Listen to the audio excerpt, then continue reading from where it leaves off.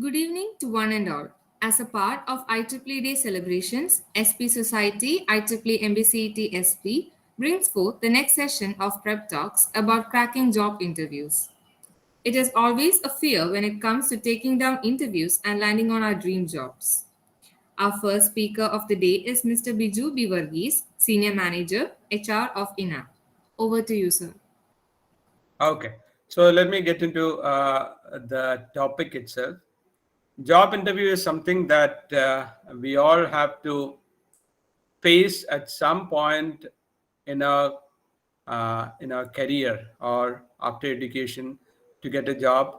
At any point, we'll have to face a job interview. It might be multiple job interviews that you might face, but it is assured that at some point you'll have to face a job interview. It is not only for job, but also sometimes for higher education. There are something like a civil services, or even for if you are going for a MBA, even then you might have to attend interviews. Those are not job interviews, but those are other interviews to again where the people assess you on whether you are eligible for admission into a particular institute. So this is particularly for job interviews, and getting to the job interview stage is something that we all have to be aware of. A job interview is only the last hurdle in the race to get to a job offer. So there are several other hurdles before, and only once you pass these hurdles will you reach the job interview stage. So before the last hurdle, you start preparing for the last hurdle.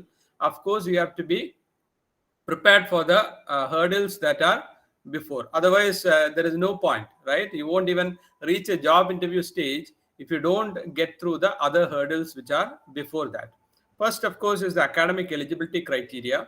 If you see the campus placement or off campus, every company will have an academic eligibility criteria, which will include what is the 10th percentage, what is the 12th percentage, and what is the GPA minimum required in your BTech also. Different companies have different criteria.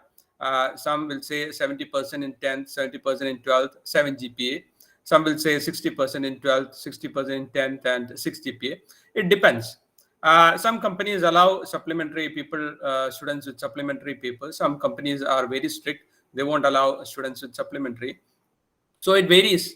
So basically, if you have to be eligible, you have to be very disciplined in your BTech. That is the first thing. We cannot say that you can do anyhow in your BTech studies and get to a job offer, get to a job interview and then to a job offer. That might not happen.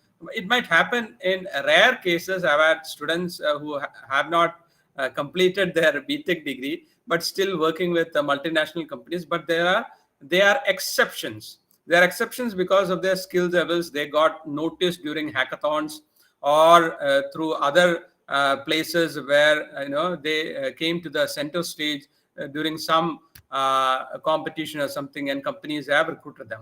Otherwise, if we go through the normal campus placement, then academic eligibility criteria is the first hurdle to pass, and it depends on how you have done in your BTech in the past 3-4 years.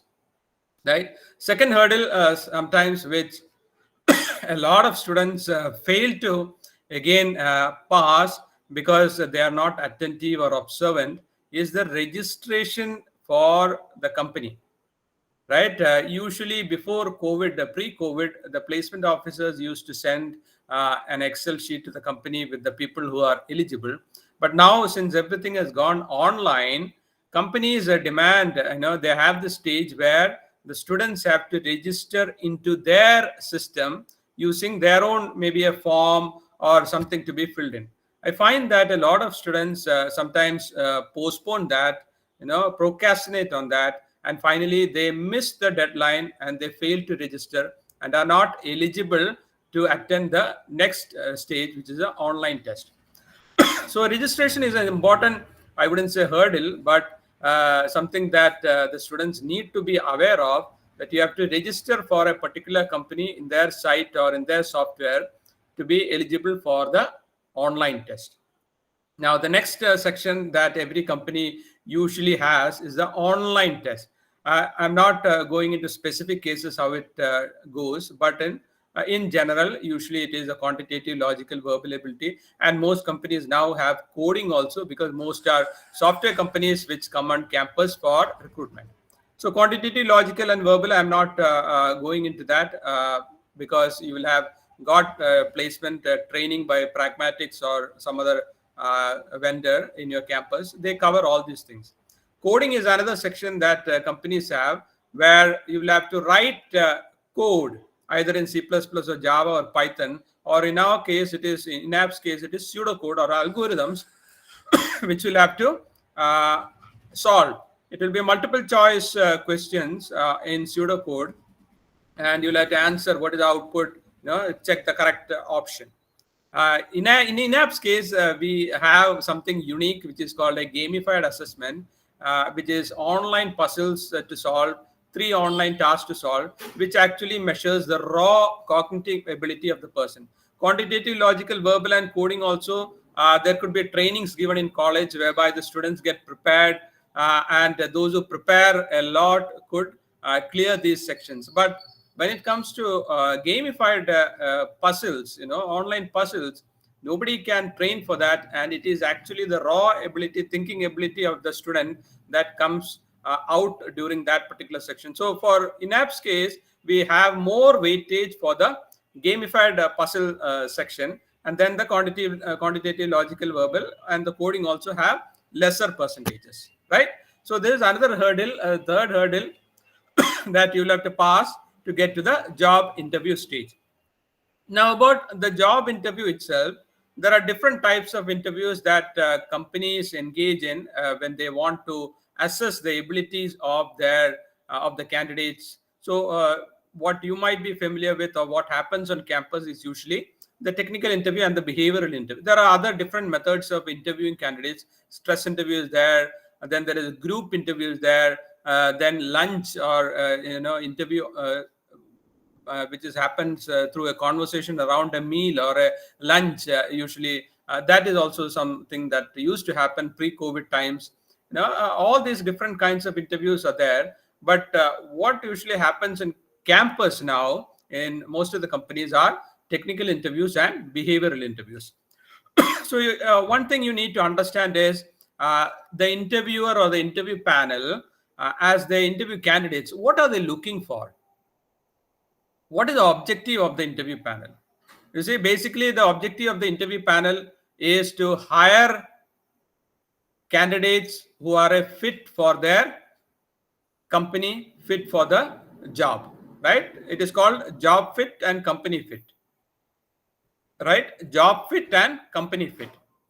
So the interviewer is trying to gauge in the limited time he has or she has whether the candidate that is in front of him is a fit for the job, is a fit for the company. These two are the factors. So different methods are used. One is a technical interview, which will assess the technical capability, the knowledge and the skills and the abilities of the candidate to see whether it is a job fit or not. Usually in technical interviews, what is asked for computer science and IT students, EC students also, is object-oriented programming questions: class, object, inheritance, polymorphism, right? These are the main things. So data structures, when it comes to data structures, array, linked list, stack, queue, dequeue, heap, binary tree, binary search tree, different algorithms like sorting, searching algorithms. Then a little bit about maybe operating systems and networking in some cases. For electronic students, it is usually digital electronics that most people ask questions. Some people ask, some interviews ask questions in network analysis, also like Kirchhoff's law. Digital electronics means your flip-flops, different circuits, logic system design, those kind of questions. That is a technical interview to assess how well you have studied your subjects in the past 3 years. Now, how you have applied your mind to studying, how you have acquired your knowledge.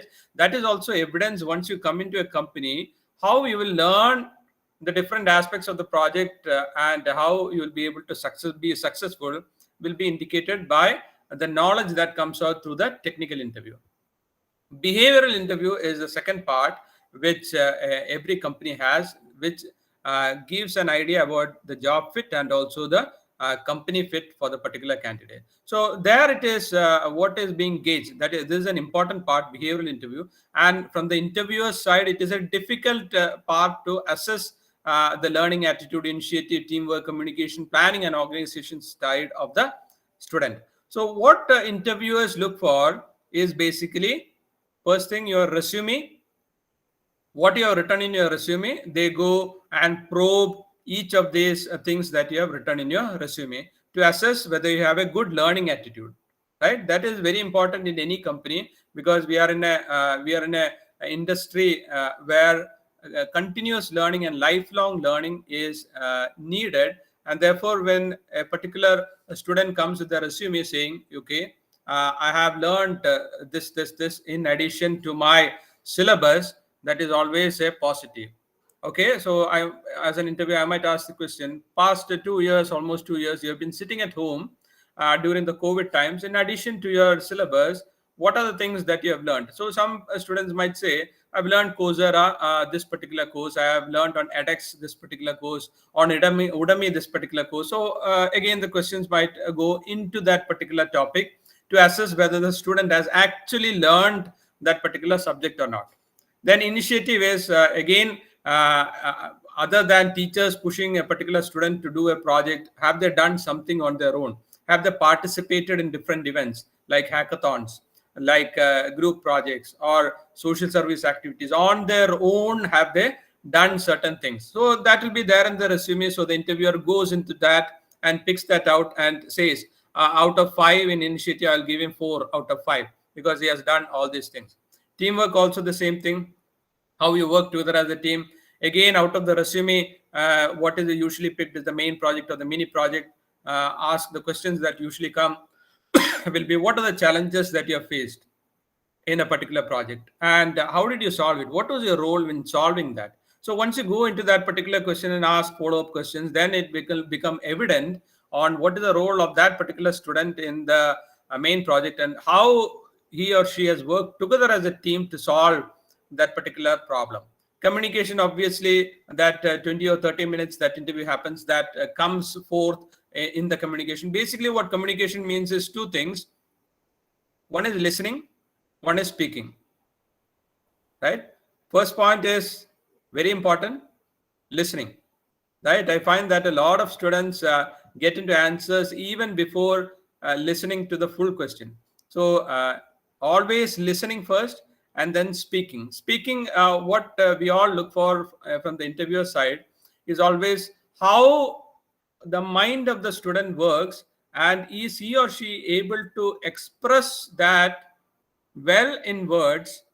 No, the thinking in his mind, is he able to express that well? It does not mean that they have to use a lot of words or a lot of sentences, but it will mean concise, very brief description. How well, no, I would term it as impactful communication, how well he or she is able to express the ideas that is running through his mind. That is communication. Planning and organization, of course, is very important when it comes to workplace. So that is also looked at when we interview candidates. Planning and organization, that is also out of the resume. Okay, if you say that you have conducted this particular event, how did you go about it, right? We go into depth, ask follow-up questions, and understand the planning and organization part of the how the student is good. Is that a habit? Is that a quality in the student from his school days? How good is he in planning and organizing his own studies, his own activities? Is he disciplined? These are all important factors. Learning attitude, initiative, teamwork, communication, planning and organization are all important qualities that anybody needs to be successful at the workplace. So that is what the interviewer is looking for in the student. Does he or she have all these things in a good measure or not? Nobody is perfect, but in a good measure, are all these qualities there in that particular student, is what is trying to gauge during the interview time. Okay. The job interview usually is 20 to 30 minutes. The panel usually might be 2 people, some might be 1 people. How it goes, introduction, questions from the resume, and conclusion. So introduction, again, introduction, I would say, is the most important part to the job interview. I'm not sure whether you have, it has, come to you very strongly or not. Introduction is the most important part of the job interview. That is where most of the times the decision is already made during the introduction itself. I'm not sure whether everybody heard that or not. Introduction is the place where most of the time the decision is made in the interviewer's mind itself. We do train interviewers, to look for other sections, other content in the interviews, but usually it is the first impression that usually gets the interviewer to make a decision. So the introduction has to be very impactful. Usually how it goes is the student will come and say, okay, I am this, my name is so and so, I live at Patam, I live at Koronkonam, my father is so and so, my father works here, my schooling was done here. That is not impactful, right? That will not help the interviewer make a decision on whether he is a job fit, whether he is a company fit or not. Right? That is what I have mentioned in the last slide also. What the interviewer is looking for is job fit, company fit. If the introduction goes into the personal details of the student, there is no data for the interviewer to make that decision there. But instead, if the introduction goes, no, my name is so and so, I'm studying computer science, or I'm studying electronics in Ma Basilius Engineering College, and then the next 2 sentences are about the strong points of the student in college. Okay, technically I am strong in this. In college, I have been the secretary for Computer Society of India, or the secretary for IEEE, and I have organized several activities in college. That's enough, right? 4 sentences. My name is so and so. My branch is so and so in this college. Third sentence will be about your technical strengths. Fourth sentence will be about your other activities in college. That makes a really good impression on the interviewer. And after that, the interview will go into the different questions from your resume and technical questions. Technical questions will again flow from what you have mentioned as your strengths in your introduction, right? So you have already prepared on that, and you have led the interviewer to ask questions from that particular portion, right? You have said in your introduction itself, these are my strengths in technical. So you are already prepared, and the interviewer will surely ask questions from that particular section. Questions from the resume is something that is guaranteed. That is why a resume is very important, very presentable, very impactful, very good design, and all these things. The layout of the resume is very important. And what is it that you want to highlight in the resume is what is important. When a person looks at it, what is the highlight? Where do you want the attention of the interviewer to be focused is very important, and that is how you make the resume very impactful. So one thing about resume is never lie in your resume because that will come out in your conversation. Never bluff in your resume. That will definitely come out in your conversation with the interviewer. Interviewers are trained to find these things out. So never bluff in your resume. But be prepared to answer anything from your resume, including if you put your hobbies, if you put your 10th standard, 12th standard, if you put your, you have attended this particular workshop, be prepared to answer questions from the workshop. Right? If you have done an internship somewhere, be prepared to answer questions from the internship. So everything and anything that is there in your resume, be prepared very well to answer questions from your resume. And finally, the conclusion, where the interviewer will most probably ask you any questions you would like to ask. Then you have to ask a couple of very good questions, based on your research on the company. You can ask questions to the interviewer. That will also sometimes create an impression. But let me tell you, impression is created not in the conclusion, it is created in the introduction part. That is why I gave you the guideline of 4 sentences in the introduction. Use these 4 sentences to prepare and direct the conversation in the rest of the interview process. Okay, tips. Put down certain tips here. First of all, any job interview that you attend, you have to research the company. Now, when you go to the company website, there'll be a lot of things that are there, but you'll have to go to the About Us page of the company, read who are the management, who is managing the company, who is the CEO, the history of the company, and what the company does. Right? Management of the company, CEO and other officials in the company. Thirdly, what does the company do? What are the technologies that the company is involved in? What are the projects that the company is involved in? Read through, prepare notes, and be ready with your research on the company. Secondly, know the job profile. That is also very important, because since I was a placement officer in Basilius for around 10 years, I know many situations that my students have got into because they did not do enough research on the job profile of the company. There'll be many companies coming on campus and they will say we'll recruit freshers, but for which job? We have had one company, very famous company, I'm not mentioning the name, come on campus. It was a multinational company worldwide. Its name is known. Every student jumped at it and several students got a job offer. Finally, when they went to the Bangalore office, the job profile was for technical support, which means night shift, sitting in front of the phone and computer during the night and solving technical problems that come on phone. Right? So the students again thought that this was something very good. It was a big company, good salary also.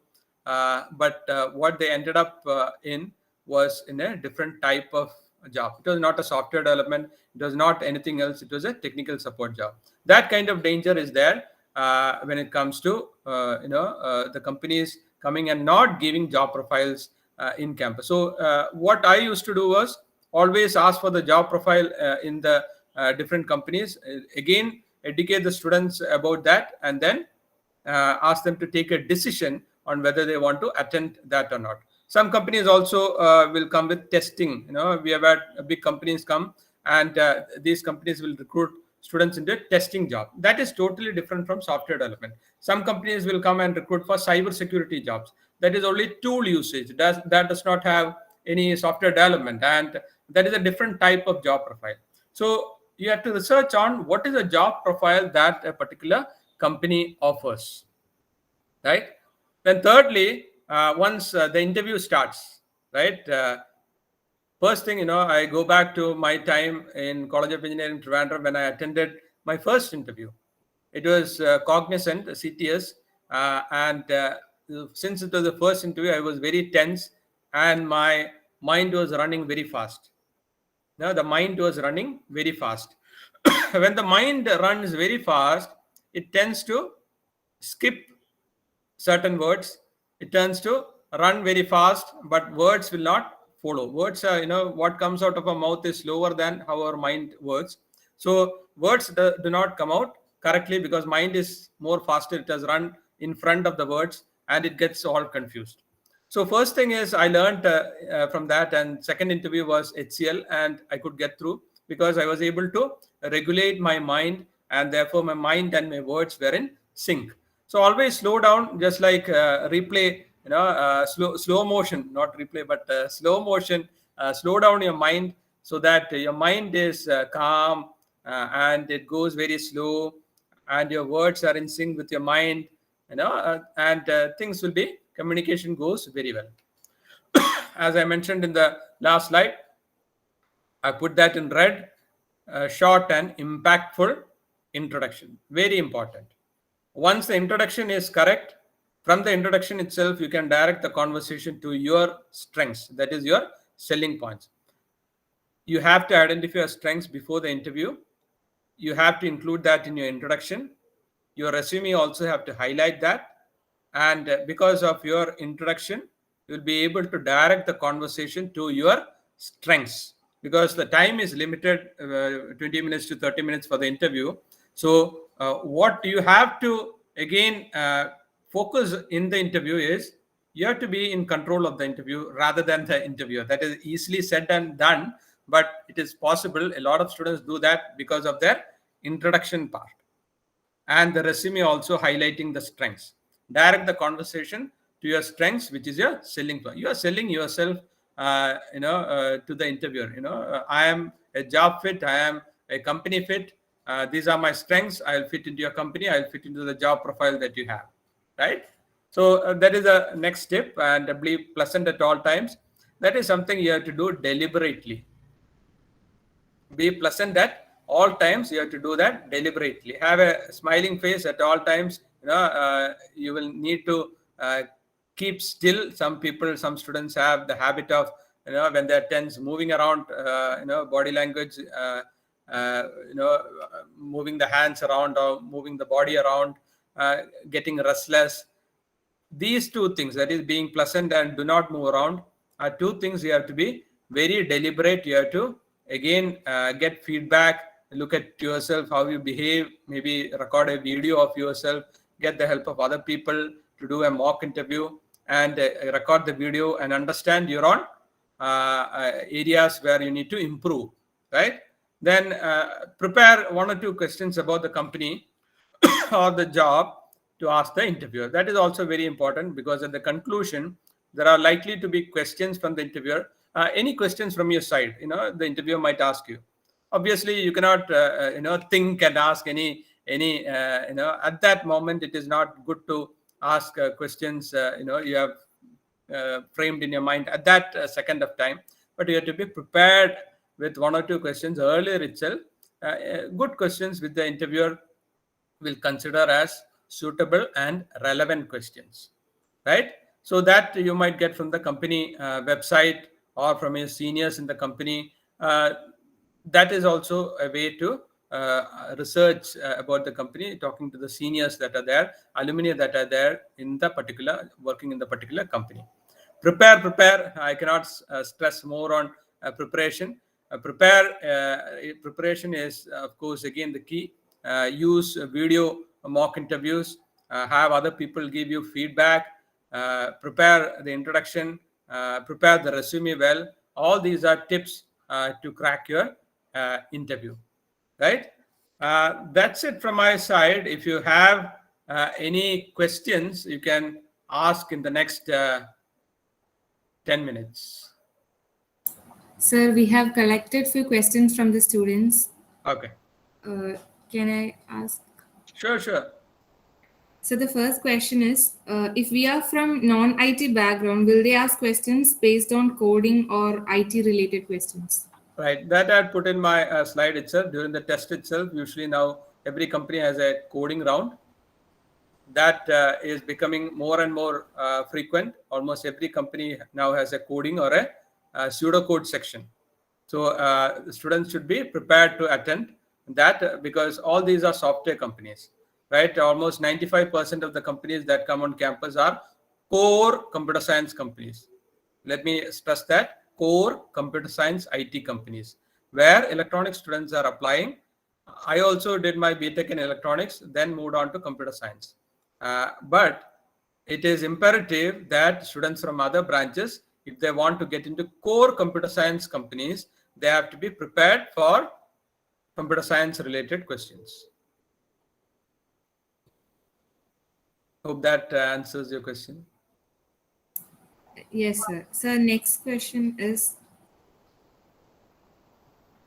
what are the questions normally asked for non-IT students? Right. The questions that usually asked non-IT, I mentioned two during the interview, technical interview section. One is, of course, the electronics students or electrical students might get questions in their subject of study. For example, digital electronics and network analysis are the two areas where questions are most probably asked. When I say digital, what is usually asked is about the different types of flip-flops. If you have, D flip-flop, T flip-flop, JK flip-flop, how do you make a D flip-flop from JK flip-flop? How do you make a T flip-flop from JK flip-flop? What is the race around condition? What is the master-slave configuration? How do you design a counter 10? A counter design going from 1 to 10. How many flip-flops are needed? What is the flip-flop you will use? What are the state diagrams? Right? That is digital electronics. Then network analysis, which means how do you use Kirchhoff's laws? All these things are usually asked when it comes to electronic students. Electronic students and electrical students are also sometimes asked questions from object-oriented programming, right? Object-oriented programming, because that is there in your syllabus. I think even now, Basilius being autonomous also, I think even now there is one programming subject in the syllabus. So based on that, simple questions like classes, objects, inheritance, polymorphism, these questions might be asked in the interview. Am I clear? Yes, sir. Okay. Sir, what are the questions that we can ask the interviewer? Like, can you name few examples? Okay. What are the questions that you will ask the interviewer? Okay. Obviously, you will be doing some research on the company and some research on the job profile that the company has circulated in college. So one of the most, very good questions that you could ask is about the company's plan for the next few years, right? You could see the history of the company, how it has been going, whether it is stable or not. And you can ask, what is the plan for the next 2 years in the company? What are the areas that they want to develop? What are the technologies that they want to get into? What are the geographic areas they want to get into? What is the growth plan of the company? Can you give some brief details, a brief description of what is the plan for the company in the next few years? Secondly, you could ask about the particular job profile itself, right? As, companies will share a job profile. There is a fresher job profile. And then you can ask, what is expected of me once if I am given a job offer and I enter the company, what is expected of me in the first 3 months during training, and after training, what is expected of me at the job place? What are the technologies I should study? How will I get into? How can I be successful in a particular job? All these things can be asked to the interviewer.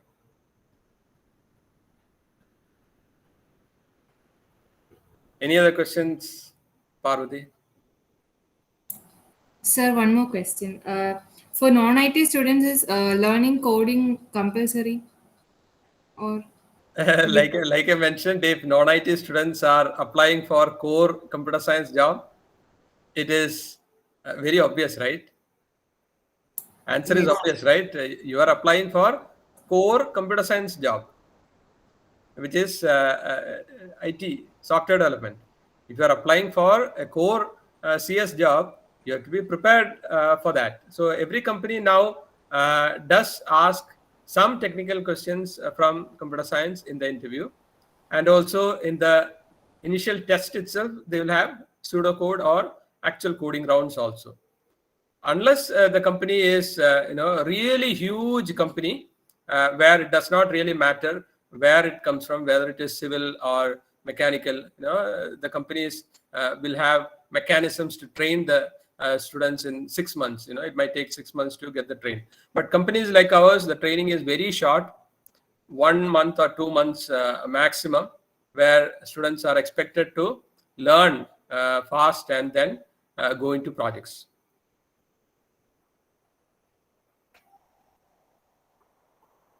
Okay, sir.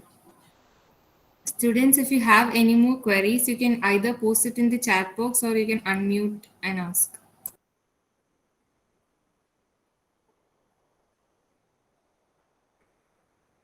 Sir, I had a question on cover letters. What all should we include in a cover letter while applying for a job?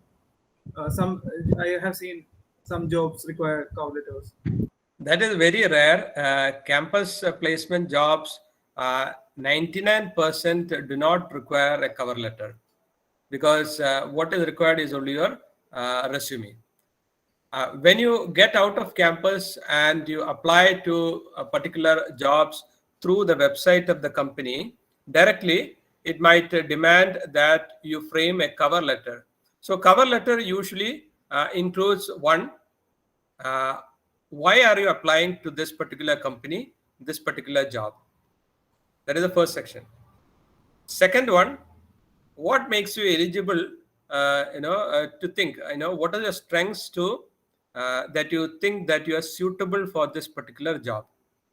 Now, of course, there has to be introduction, and the second and the content part will be these two sections, and finally a conclusion. So a single page cover letter is what is expected, but it is very rare that freshers are asked to write cover letters. It is only for jobs that you apply directly to the company through their website or through something like LinkedIn. Introduction, then why are you applying to this particular company and particular job, and then what are your strengths, why do you think you are good, eligible for this particular job, and finally conclusion. Okay, thank you. Okay, thanks, Milan. Hi, sir. My name is Hi, Vaibhav. Vaibhav. Sir, I had a question about the self-introduction part. Is there a time constraint, or should we fit it into under 1 minute or Under 90 1 minute. seconds? Under 1 minute compulsorily. Okay, sir. I always recommend, when I take mock interviews, I will say 4 sentences. Like I mentioned in the earlier, 4 sentences. First is about your name, who you are, which branch, which college, then what are your technical strengths, and finally the fourth will be about again what else have you done in college, other than studies, technical strengths and your behavioral strengths, your qualities. Only 4 sentences inside 1 minute. You're not supposed to go on in detail in the introduction. It is a short introduction which will drive the conversation into your strengths. Okay, thank you, sir. But also, just in case, after we say our name and our college and all that, let's say we talk a bit about about the managerial positions we held, and also about one internship or one project we did, and also about any extra interest we had, say sports or something like that. If it exceeds a bit, if it comes up to a bit over 1 minute. അതൊന്നും കുഴപ്പമില്ല. അത് ആരും nobody is going to look at just 1 minute 2 seconds or 1 minute or 4 seconds. Nobody is going to look, but the guideline is try to keep it as far as possible inside 1 minute. Thank you so much, sir. Thank you. Sir, I also had this query whether we should call our interviewer sir or by name. By name. Yeah. By name. We have a rule in InApp. If anybody calls anybody sir, 500 rupees is cut from their salary. Okay.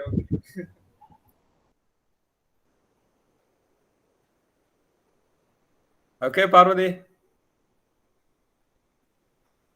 Yes, sir. Thank you so much, sir, for the wonderful session. The talk was highly informative and interactive. We were able to clear all our doubts regarding preparation of an interview.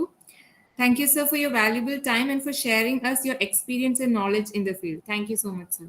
Thank you. Now, I welcome Mr. Joseph John Panicker, Content Marketing Executive, Accubits Technology, MBCET Alumnus, batch 2016 to 2020. Over to you, sir. Thank you, Parvati. I'm just sharing my screen. Am I audible right now? Yes, sir. Again, I am not a sir. Chetan vichcha mati. Okay, Jeta. Okay.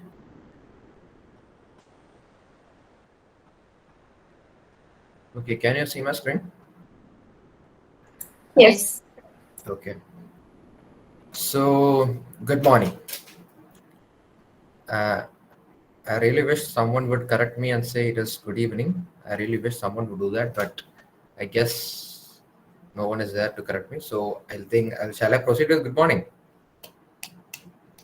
Any response? It's good morning somewhere, right? That's true. Okay, so it's good morning somewhere. So anyway, let's start with good evening.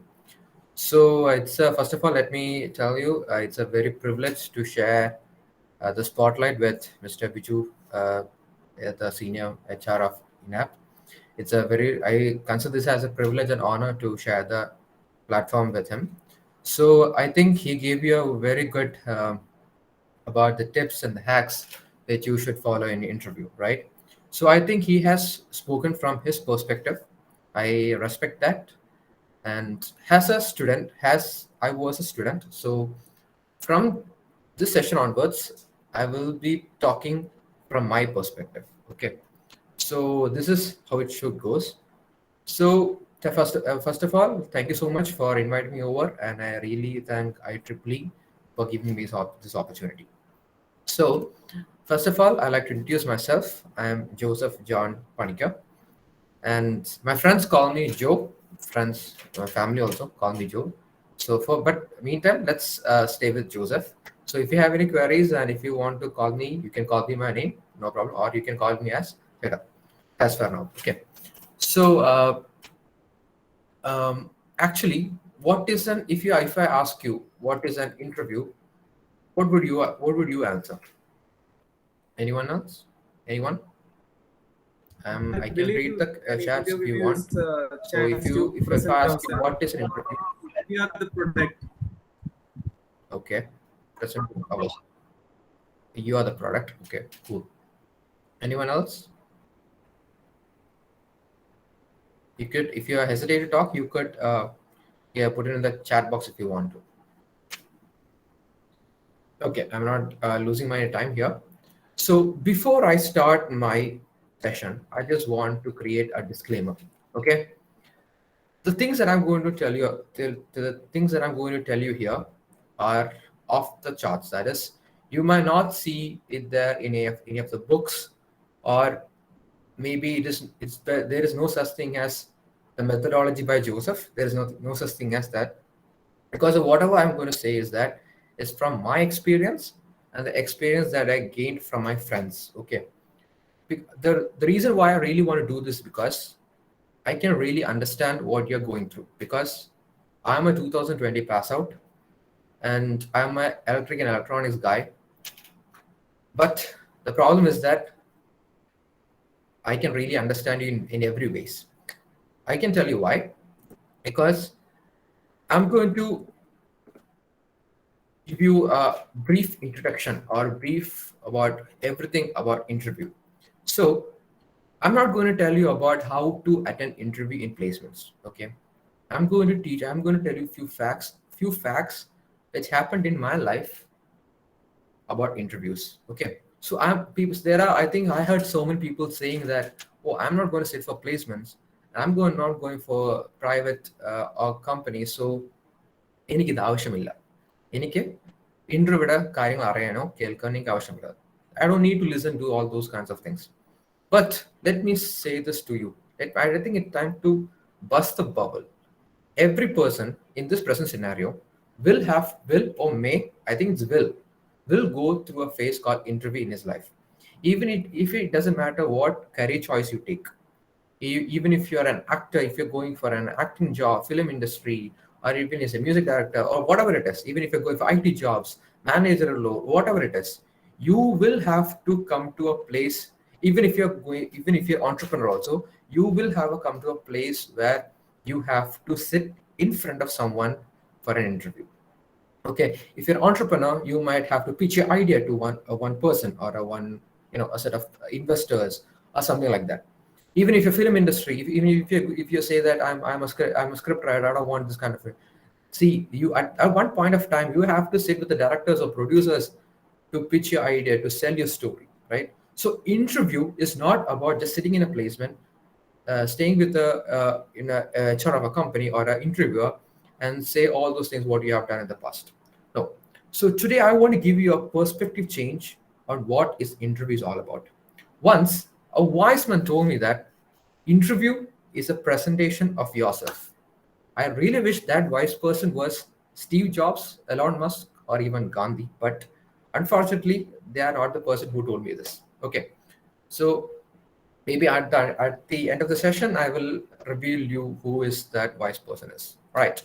Okay, so let's move on. So before I told you that I could actually resonate you with in many things because I really want to tell my story to you. Okay, so this is my story in a nutshell. That I took engineering not because I loved engineering, just because I was in the societal pressure that my parents or my peers pushed me to the engineering colleges because that's the only choice that we had that time. So I went to engineering college, and in the first year, I really want to, be an engineer. That was my aim. Okay, I really want to be an engineer. But after the first semester, I understand that, man, engineering is not my cup of tea. Okay, when equations comes, when I see diagrams, my heart and my brain go out of this world. So it's very hard for me to say that I really want to be an engineer. So I don't want to be in an engineering field. But when I look into this engineering college, all I could see was engineering, technical. So what I did was I started to give it a try. Okay, I started to experiment many things. My life was 4 years of life in college was more like a trial and error method. I think that I have touched in all of the domains, starting from C++. I started some coding and went to cloud, everything. Even I touched AI. Even I went to for a you know a class, a workshop in AI. I still don't know why I really went there, but I just want what is my expertise is. So soon after, I found out that I've actually found my interest, and I wanted to be a marketing guy, not that kind of marketing that you say, but a different type of marketing. So my experience is always outside the classrooms. Okay, to be honest, I never followed the textbook wala hacks and tips. I never followed because in my initial phases I really followed, but I failed in most of my times. I actually started attending interviews from my second year onwards because I had a little entrepreneurial spirit in me, so I had to go to I was interested in going for hackathons and stuff like that. So in there are a lot of areas where the same scenario of an interview was taking place. So I really went there, but I used all the tactics which I learned from bookish, ഇത്രയും കാര്യം ചെയ്യണം അങ്ങനെയൊക്കെ ചെയ്തൊക്കെ നോക്കി പക്ഷെ every time as I went, I failed it. I failed in many. I think I started from second year. That was my first interview experience, and I blew it off. Trust me, I blew it off. I don't know what I was saying. I was talking rubbish there. I was not feeling confidence. I was not able to speak properly, even though it was an offline. So I was not able to speak properly also. I was totally unknown. But that was a big failure for me. But that failure taught me a lot of things in my life. How to attend an interview, what should I wear, or what all things I should say and what I should not say. So these things really helped me in the days of my college life. But when I came after the fourth year during my placements, now, I'm going to buzz a bubble here. I'm not a bougie or a nerd like many of you guys here may not. I was an average person. I had many failed subjects. I failed for many subjects. Where during my placements, I had one or two subjects. But for that, because of that, I was not able to get in few top MNCs. Okay, I was not able to get few MNCs. But there were a few MNCs where I got in and nailed it and was able to get a placement offer. At the end of the day, what I want to say is that at the end of the day, after when I was going out of my place after my the after my fourth year, I got 3 placement offers in my hand. Okay, 3 on campus placements offer. But the funny fact is that I didn't go for 3 of them. I didn't go for 3 of them because it was not good for me. Because it was all technical. It was all technical things, and I didn't want to go. Now, I would like to share my experience on each and every things. But as we go by, if something a point comes in my mind, I'll share my experience with you. After on-campus placement, I went for off-campus placement too. So the reason why I'm telling you is that I can understand your situation because I have went for online on-campus placements, off-campus placements, both COVID, pre-COVID, and post-COVID, and not post-COVID, but during COVID times also. So I know how difficult it is, how what are the mental pressure that you have, and what are expectations you have to meet. So I really believe that I can really understand you guys. I hope you also resonate with me in many things. So in the coming slides, I want to tell you stuff that I did and I wish I didn't things. Okay, I'm not a person who like to say that please don't do this and don't do that stuff. Please, I think I don't believe in those things because everything changes. Interview perspective changes from person to person. It changes from companies to companies. It changes from person to person. So in each domains. So I don't think that there are do's and don'ts particularly for interviews. So there are few things that you have to be careful enough so that you could actually land to your dream job. Now, um, this is something there is. I think Mr. Biju also gave you a brief introduction about the brief content about this thing. Is about do your homework well.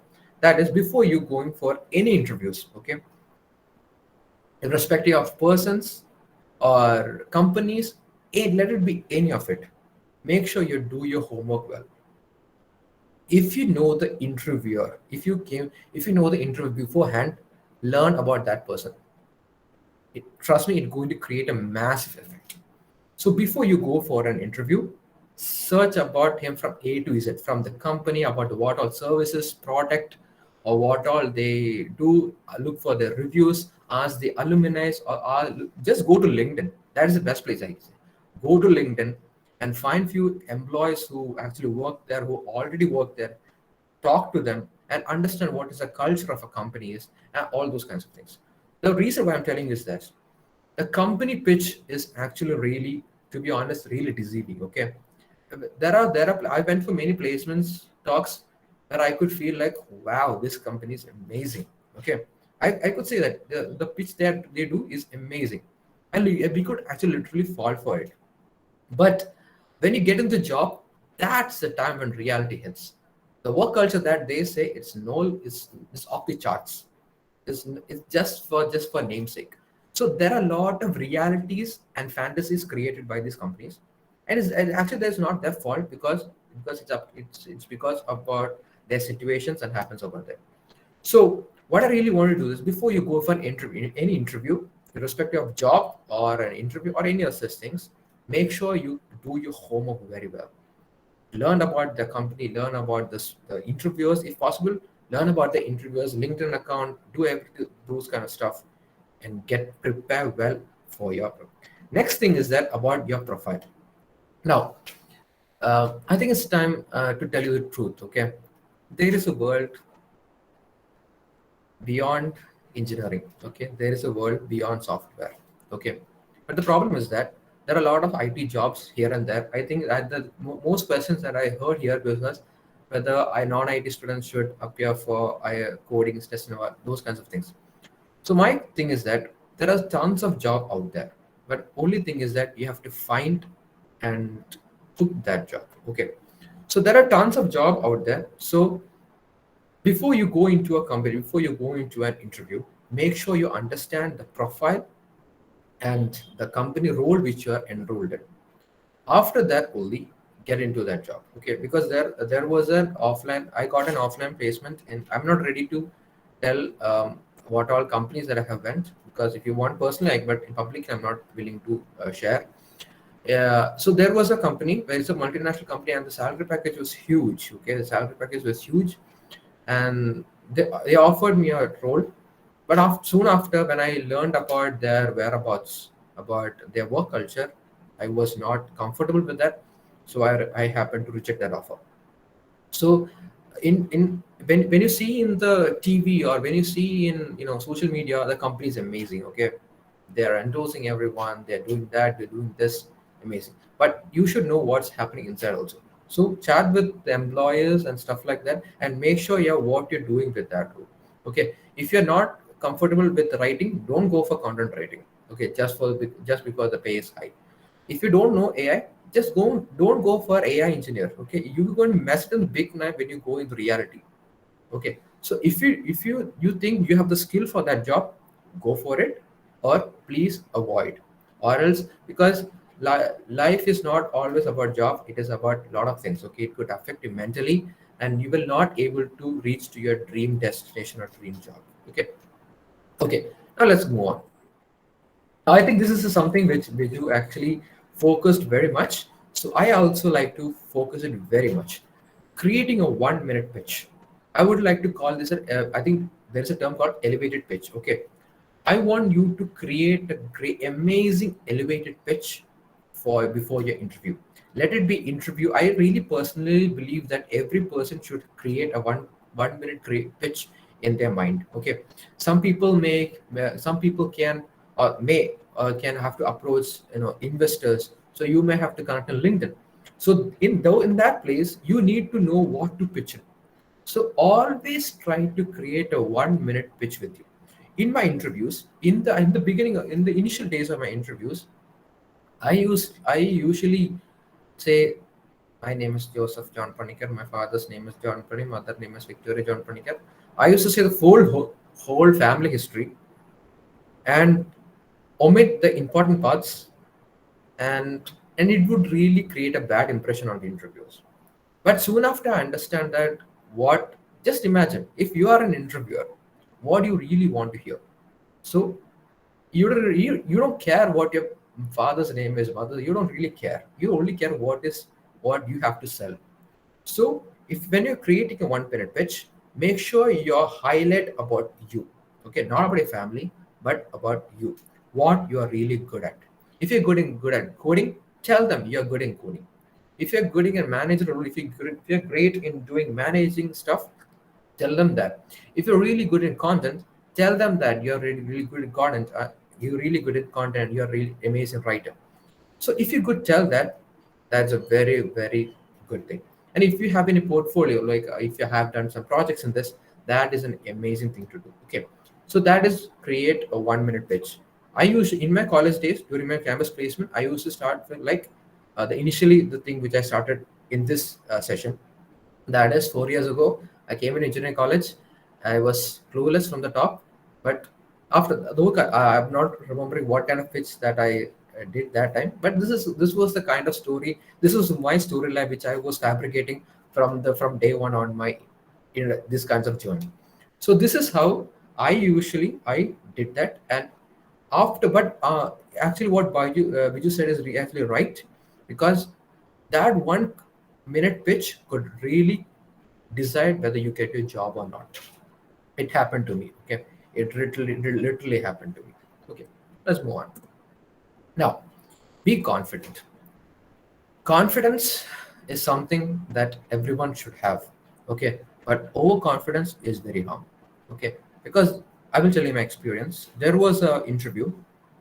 I actually feel embarrassed when I say the situation. Okay, it was a technical interview. So no, it was not a technical interview. It was a QA interview, a quality testing assurance interview. It was a campus placement. So there were a lot of friends with me. They were also they also went for the interview and they came back and we were discussing questions, and all those questions were riddle based. Okay, how many cubes are there? Those kinds of things were the type of questions they were asking. So I have this in mind, and I was confident. Okay, because I know for sure. If they ask me technical questions, I will be a fool. But if they ask me some kind of riddle type of questions, qualitative questions, I think I knew that I could answer it. Okay, but the confidence grew into overconfidence. Okay, so when I went to the interview, so and I sat before the interviewer, and they started asking me questions. Initially, I was super chill. I knew the answer was the things what I was saying was pakka. I was sure it was right. My confidence grew. Okay, it became overconfident. And he asked me a question: what is a cloud? He asked me the question: what is a cloud? So I know that was not a technical question, but because of my overconfidence, I said that, sir, there are two types of clouds: rainy clouds and private cloud. That's stuff which happens in technical field. And that answer didn't help me to land my job. See, I was confident. Yes, I was confident. I was doing all the research, and I knew they were having a cloud-based services. But yet, the confidence ruined my opportunity to get a job there. So that is the point.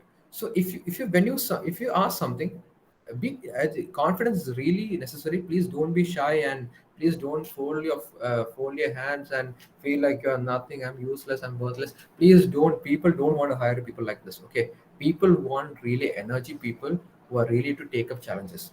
Okay, that is one point. But please don't make. But you have to make sure that you're not overconfident. All right. So be confident, but try not to be overconfident because it can really hurt you a lot. Okay, let's move forward. Now, be calm because the tension is natural. Be calm is something.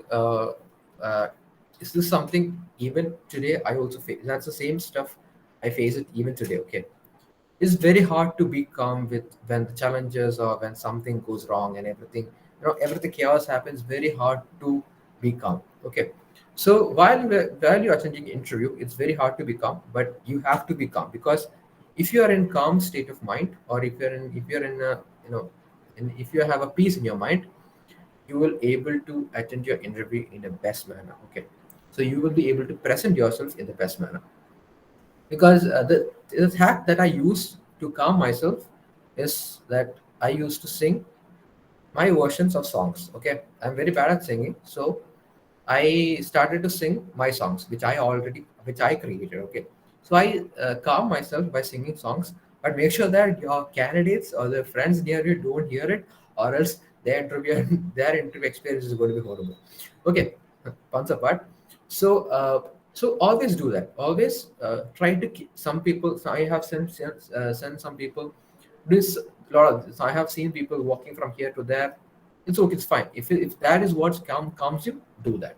Okay, I know a person who actually recites tables, multiple multiplication tables to calm himself. Okay, that you can do that. If that is what makes you calm, you can do that. I used to sing songs, my own version of songs, which helped me to stay calm and really helped me a lot. Okay, so now this is another thing which have what we I and my friends have really witnessed is that people actually beat around the bush. Okay, I can give you an example. Okay, today I had 500 grams of vitamins during the bright day of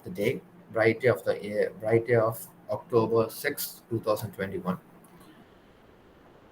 I could say that, or I could say I just ate my breakfast. Okay, so there is interviewers. If you're going for interviewers don't have much time in their hands. Okay, they just want to just finish the interview and then they just want to go. That is because they're interviewing maybe hundreds, maybe thousands of candidates in a day. We don't know. Okay, so people don't want to lag the story about going here and there. People don't want to hear these things.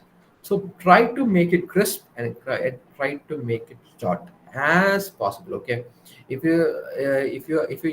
they ask you to elaborate on your project, please don't go in deep set so that you think that they might think you has a very technical strong. No. They can really understand whether you are technically strong or not within few seconds. Okay, because the words that you choose actually determines who you are. So the presentation about yourself really matters. It can really help you to land your job. So always try to be crisp and short.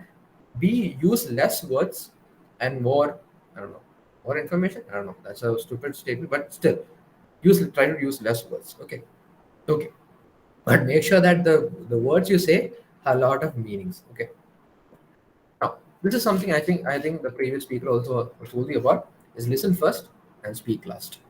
Okay, listening is something that is very vital in our day-to-day life, especially in corporate world, because not in corporate world, in any job you go in, listening is a very important task.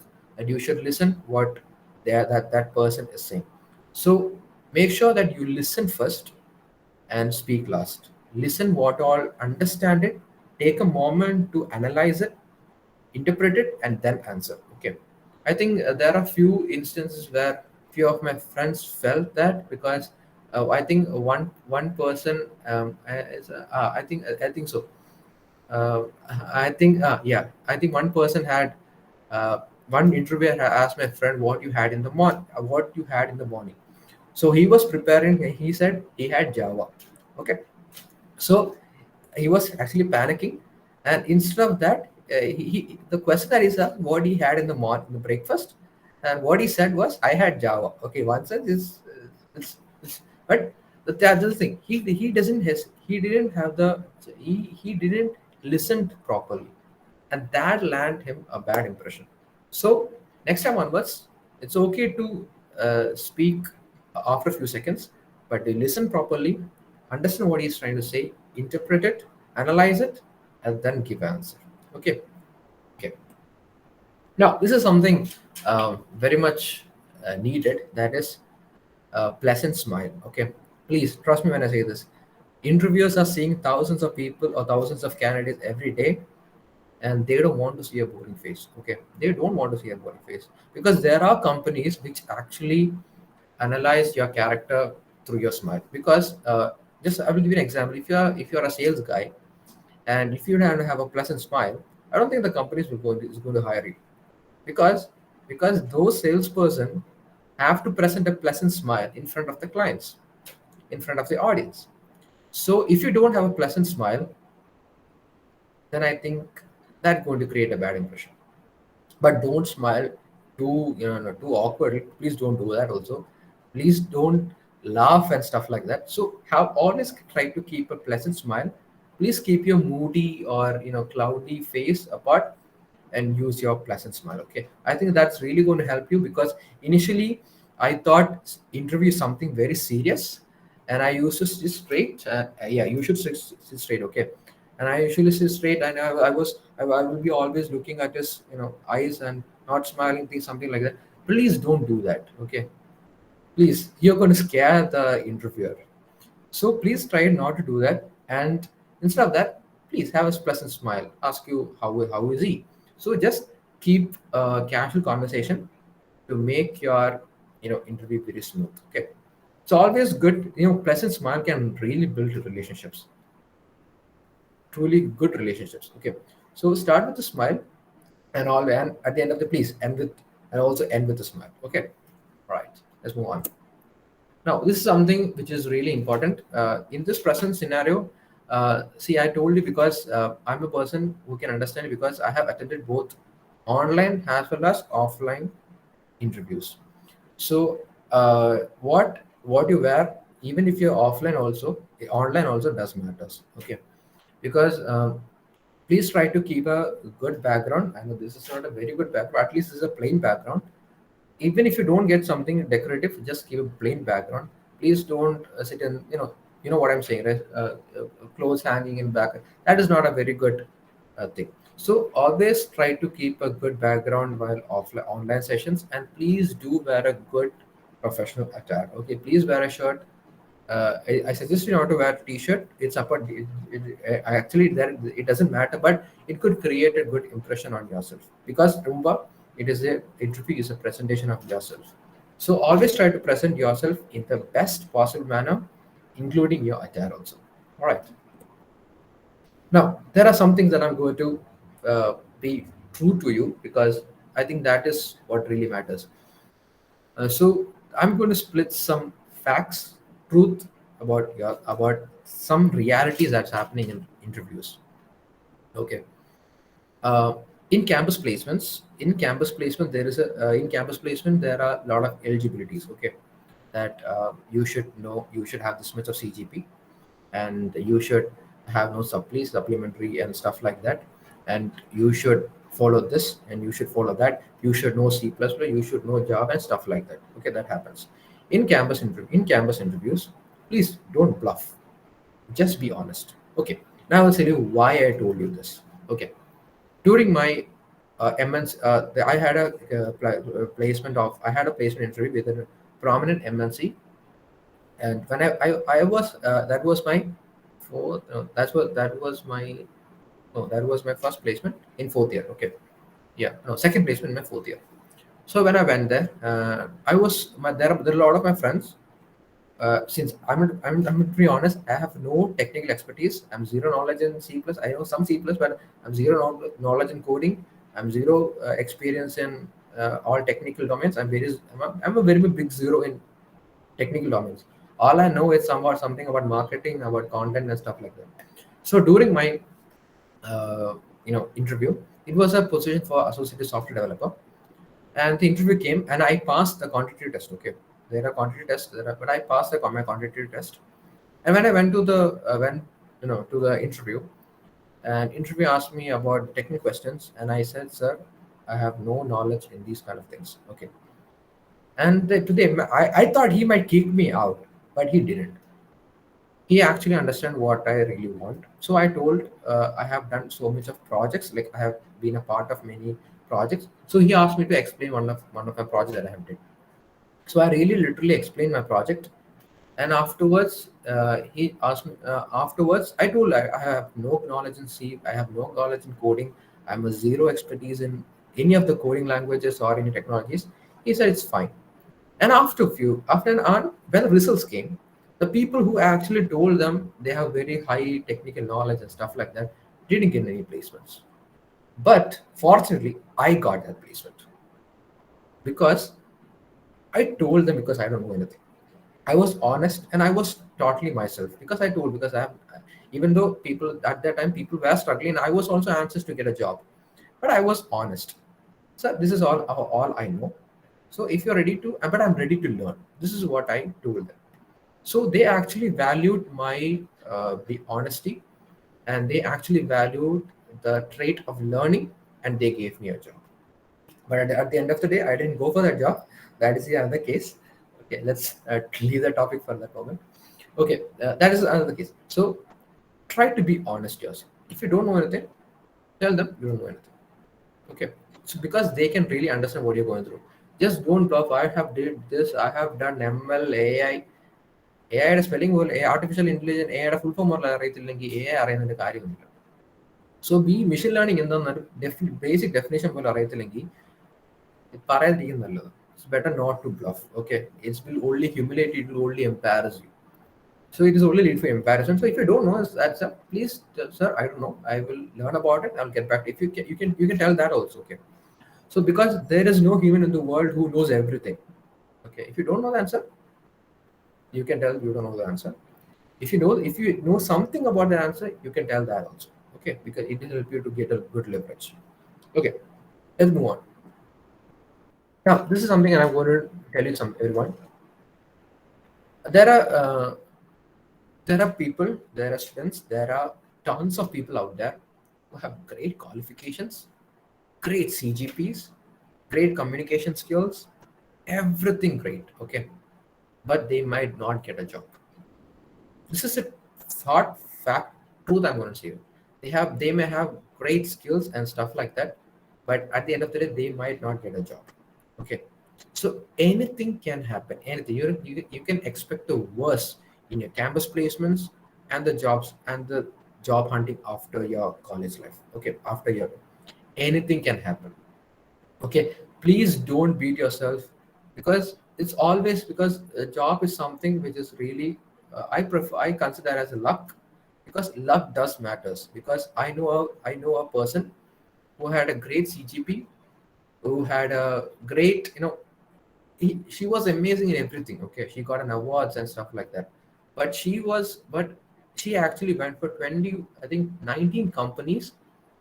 She actually clear through all the interviews, but when the final list came, she won't get the placement.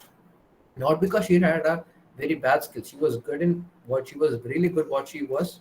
She had a great CGP, great marks, great personality, great communication skills, but she didn't land a job. But soon after, she was placed in a very good MLC, top MLC out of all the campus places when she came. So something good is there behind everything that's happening in your life. Even if you don't get Infosys, you might get into Quest. If you don't get into Quest, you might get into UST. So it doesn't matter what. If you don't get an all placement, you might get a good job outside your college. Okay, so you can always expect the worst, but don't forget to do your best. Okay. Now, this is something really, because this is something which I have experienced, and my friends also experienced. It is it's okay to fail.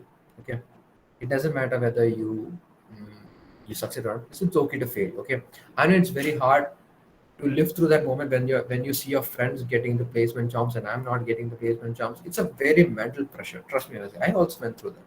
I think every person's have went through this. It's okay. It's okay to fail. Okay, but the thing is that please don't never give up. Please, I beg you, please don't never give up on your dreams.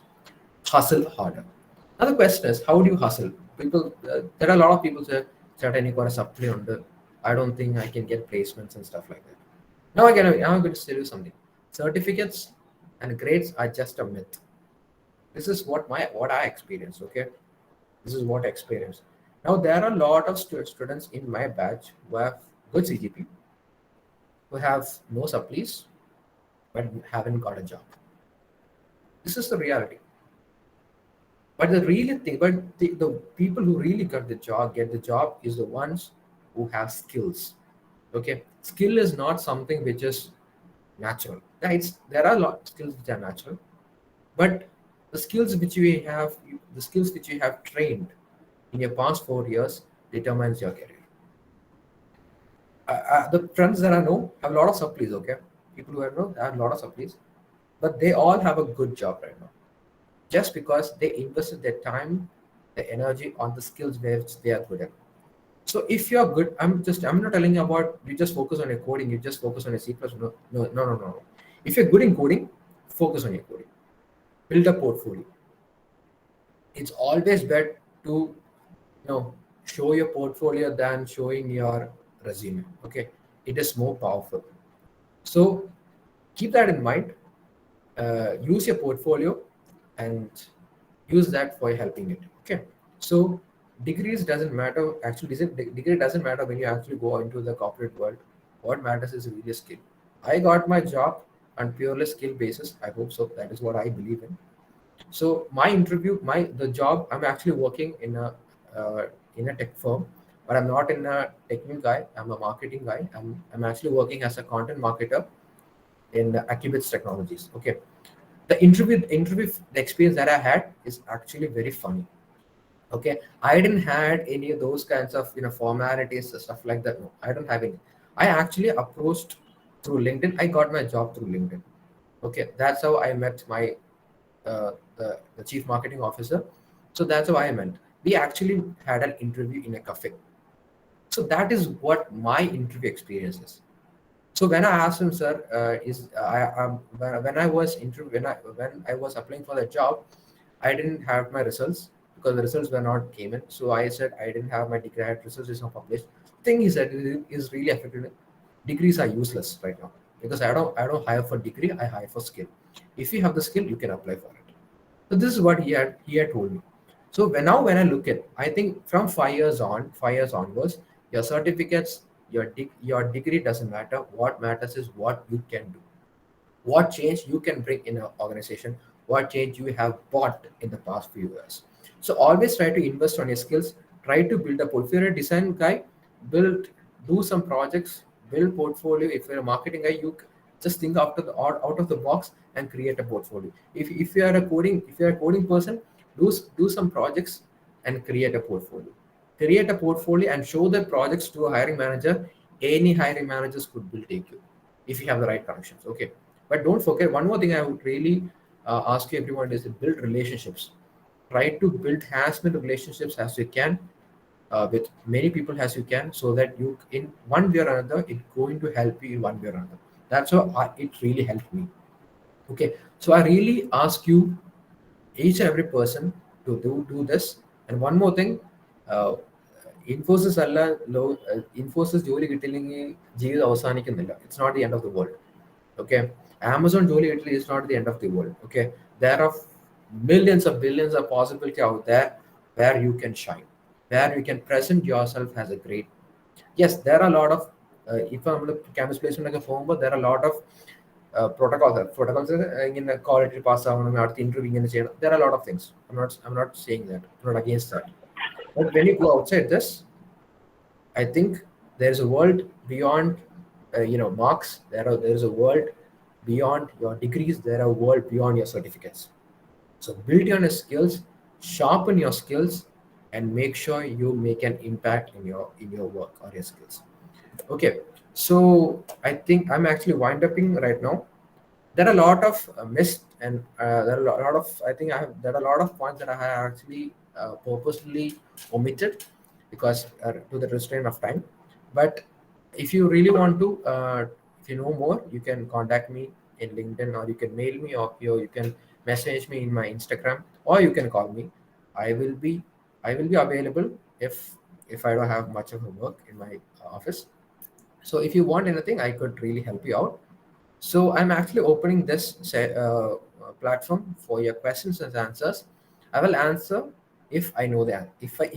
I will answer your question if I know the answer. Okay. If I don't know the answer, I will say I don't know, because I was a student, and I have taken from my perspective. So I'm opening this platform, the session for questions. I hope I can answer. Anyone? ചേട്ടാ, പറഞ്ഞോ. ഇപ്പോ ഈ ഇന്റർവ്യൂവിന് rejected ആവുമല്ലോ, so ഈ റിജക്ഷന് വേണ്ടിയിട്ട് like അത് എന്തിന്റെ ബേസിസിലായിരിക്കും റിജക്ട് ചെയ്യുക? That depends upon the interviewer, because sometimes the interviewer thinks you have like a passion കുറവുണ്ട്, ഒരു കോൺഫിഡൻസ് കുറവുണ്ട്, he might not good when we present before the clients. അങ്ങനെ തോന്നാം ചില സമയത്ത്. We might feel like the interviewer might feel like you may not skilled enough, you may not fit for their company. It depends from uh, company to company. There are certain interviews who, if people look for your character. If they don't like your character, they might reject you. So it depends upon interview person to person. So there are a lot of list of things that could happen, and these are things that happens. Okay. And if you get a rejection letter, if you get a rejection, I really recommend, what I really do is that I write them back. Thank you for the opportunity that you have given me, and looking forward. Those, please give a mail regarding thank you for the opportunity you have given them. So it could actually create an impact on yourself. Because I had a pitch where I had made a pitch where he actually rejected my offer for an opportunity for a pitch.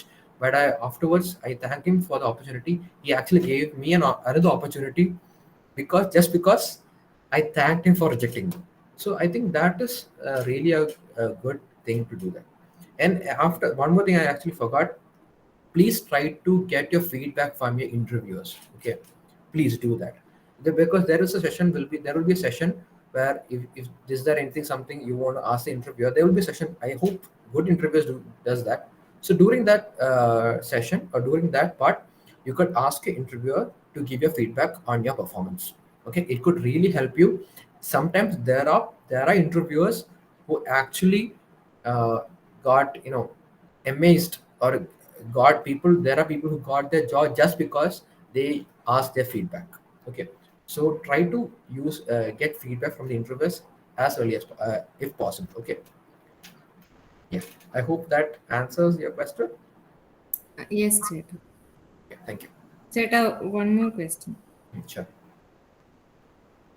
ഇപ്പോൾ ഈ interview നടക്കുന്ന സമയത്ത് ഇപ്പോൾ നമുക്കൊരു question answer അറിയില്ലെങ്കിൽ നമ്മളത് like accept ചെയ്യണം എന്ന് പറഞ്ഞില്ലേ, അപ്പോൾ നമ്മൾ ആ ഒരു മൊമെന്റിൽ നമ്മൾ പേടി കാണുമല്ലോ, ഒരു ഫിയർ കാണുമല്ലോ. സോ അപ്പോൾ അതിനെങ്ങനെ നമ്മൾ ഹാൻഡിൽ ചെയ്യും? First, take a deep breath.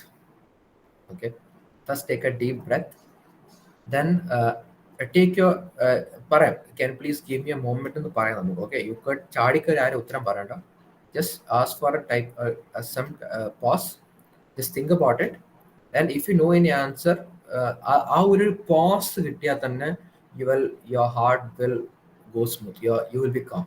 Believe me when I say this. You will be fine. Okay. Take some time to take a pause and think about it, then tell the answer. If you know that, if you don't know the answer, if you have idea about around that answer, you could tell that, or you could say that, sir, I'm not aware about this answer. I will definitely look on this. So you could tell that also. Any other questions? ചേട്ടാ, we have a question from a student. Sure. What was the biggest challenge which you faced on your first interview? Oh my God. First thing, I actually don't know how to introduce myself. That is, ഞാൻ എൻ്റെ കുടുംബചരിത്രം മുഴുവൻ പറഞ്ഞിട്ടാണ് what I want എന്ന് പറഞ്ഞത്. So that was something really I was really embarrassed of. So അതുണ്ടായിരുന്നു. പിന്നെ I was not able to talk to him properly. I was not able to convey what I really wanted to. And I felt so guilty after, because ഞാൻ പറഞ്ഞ പ്രോജക്റ്റിന്റെ പകുതി പറഞ്ഞ project പറയാൻ പറ്റുള്ളൂ എനിക്ക്. Okay, ആ പിച്ചിങ് ഒട്ടും ശരിയായില്ല. So I was not able to convey my full thoughts on that topic, and that was the biggest challenge that I faced. But right now, I'm still facing it. I'm not saying I'm not. Once again, I'm not saying I'm a perfect guy. I'm I'm an imperfect person. I'm still trying to be better. But that was the first challenge. That's the challenge that I really faced. I was not able to convey it properly. Anything else? Hello? Thank you, Zeta. Nivinda. Students, if you have any queries, you can post in the chat box or you can unmute and ask.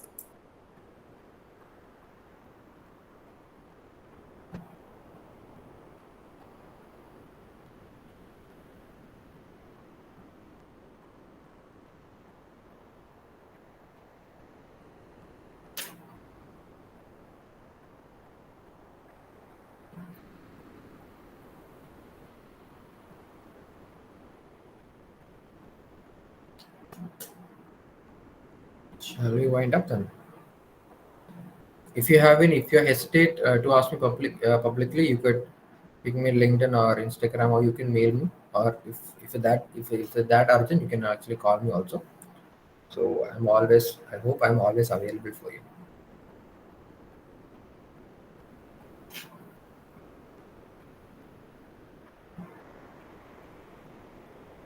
Okay, I have no more questions.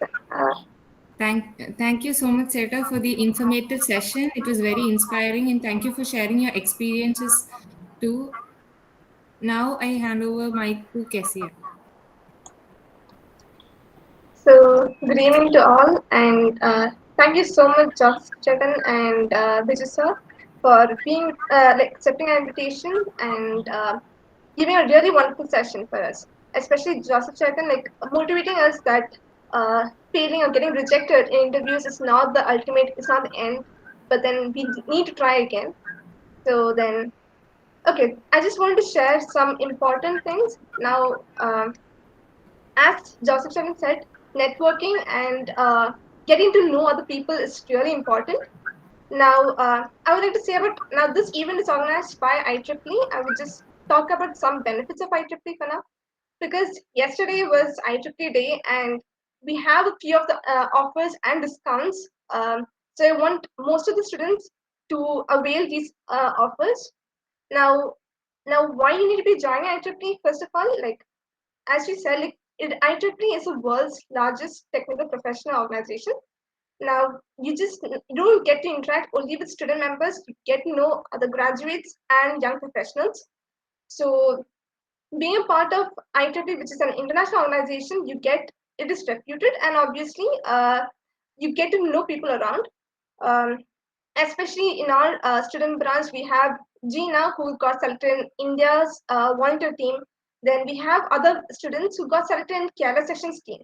So getting into such opportunities will help you widen your circle and will help you improve your skills too. So okay, now as a part of IEEE Day, we have a set of offers. So I want none of you to miss these offers and try to get your membership at the earliest. Now we have 50% discount in your normal membership. Now, if you want to join Computer Society, it is free. So you just need to pay the normal membership amount which has 50% discount, and Computer Society amount is free. So, and this offer, the fully 100% discount for Computer Society is just available only till today as a part of IEEE Day offer from.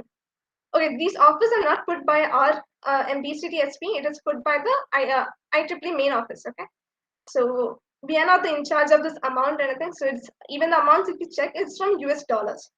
Then the other societies like Test Society is offering free 1-year membership for new members.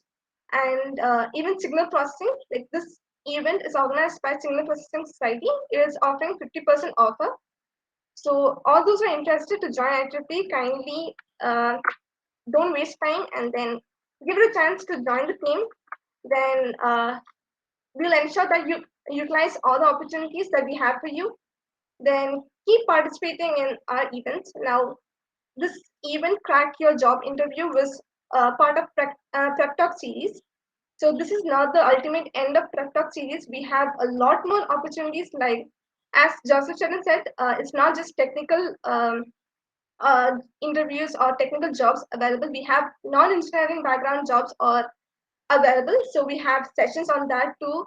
So stay tuned on our social media handles and keep following us, and you'll get to know other updates. Okay. So that's all. Parvati, you can take over. Thank you, Titi. Once again, I thank both the speakers for their informative session. I also thank all those who have attended the session. Thank you all and have a nice day.